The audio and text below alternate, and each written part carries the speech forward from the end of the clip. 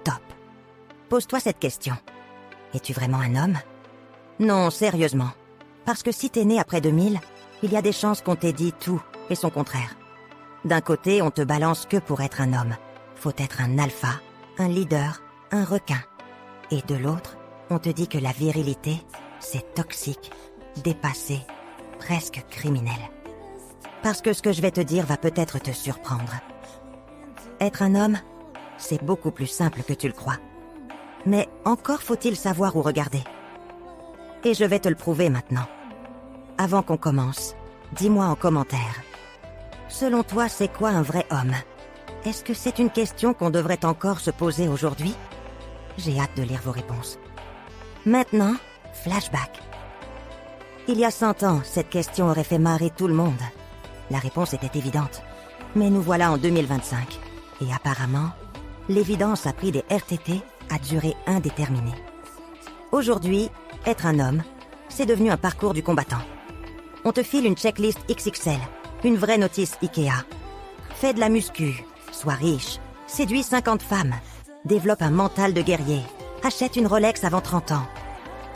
Et si tout ça c'était du bullshit? Si au lieu de cocher des cases, il suffisait juste de 2 choses pour être un homme? 2 principes, pas plus. Dans cette vidéo, je vais démonter tous les mythes et te donner la vraie réponse. Accroche-toi. Ma définition de la masculinité, et elle tient en 2 mots. Tu veux savoir ce qui fait un homme? Un vrai? Simple. Une colonne vertébrale, une paire de couilles.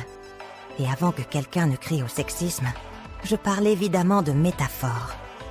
Tout le monde a une colonne vertébrale, et techniquement, la moitié de l'humanité a des testicules. Mais ce n'est pas le sujet. Ce que je veux dire, c'est que si tu as un dos bien droit et le courage de l'assumer, alors tu es un homme. Facile à dire, pas si simple à faire. Avoir une colonne vertébrale. Debout, soldat. Pourquoi une colonne vertébrale? Parce que c'est ce qui te permet de tenir debout. Littéralement et métaphoriquement. Debout face aux autres. Debout face à tes valeurs. Debout face aux tempêtes. Mais attention, il y a un piège. Encore faut-il savoir pourquoi tu te lèves. Et là, c'est chaud. Parce que la plupart des pensées dans ta tête, on te les a mises là sans ton consentement. Ta famille, tes potes, la société, les algorithmes de TikTok. Un joyeux mélange entre conditionnement et bullshit. Du coup, connaître tes propres valeurs, c'est un taf à plein temps. Et spoiler, ça prend des années. Le problème, c'est que si tu ne sais pas ce qui est vraiment important pour toi, comment veux-tu te tenir droit? Avoir des couilles. Ose appuyer sur « envoyer ». 2e ingrédient de la masculinité. Une paire bien accrochée. Parce que savoir ce que tu veux, c'est une chose. L'assumer publiquement, c'en est une autre. Ça veut dire prendre des risques. Ça veut dire être prêt à déplaire.